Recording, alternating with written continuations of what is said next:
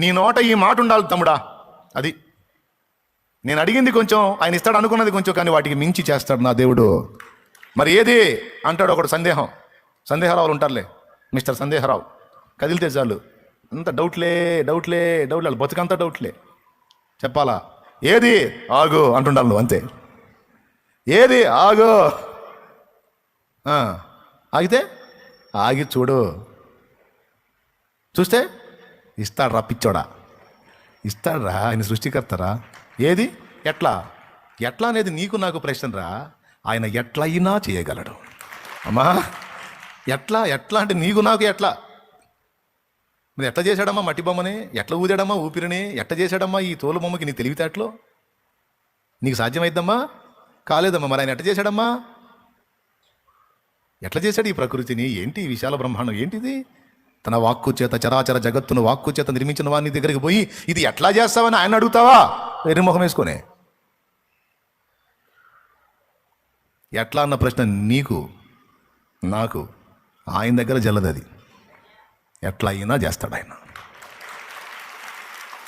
నీ ప్రజల నెమ్మదికై రాజాజ్ఞ మార్చింది నీవే కదా. అహమును అణచి అధికారులను అధముల చేసిన నీకు అసాధ్యమైనది.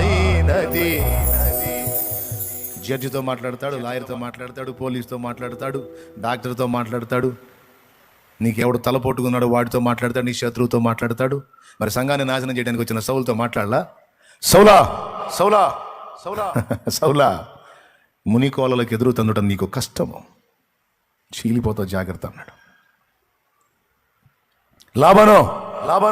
లాబానో నా యాకోబుతో మంచియే గాని చెడ్డయే గాని మాట్లాడావా నీవు చస్తావు అన్నాడు. సమాధానంగా పోయాడు లాబాను. నేను సంపుదామని వచ్చాడు.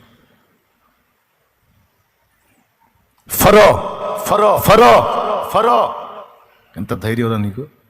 నా దాసుడైన అబ్రాహాం భార్యను తీసుకొచ్చి ఇంట్లో పెట్టుకుంటాను, సస్తావు. నాకు తెలియదయ్యా. కబురు పెట్టు, ఇచ్చి పంపించు. అయ్యా ఆయన భార్యతో పాటు నా దగ్గర ఇంకో మనిషిని కూడా చెబుతానయ్యా, దండం పెడతాను, నన్ను నేను చేయొద్దయ్యా. అభిమేలకు నువ్వు సస్తావు. దేవా ఎవరింటా నువ్వు తీసుకొచ్చి పెట్టావు? నా దాసుడు, నా సేవకుడు, నా స్నేహితుడు రా అబ్రాహాం, నా ప్రవక్త.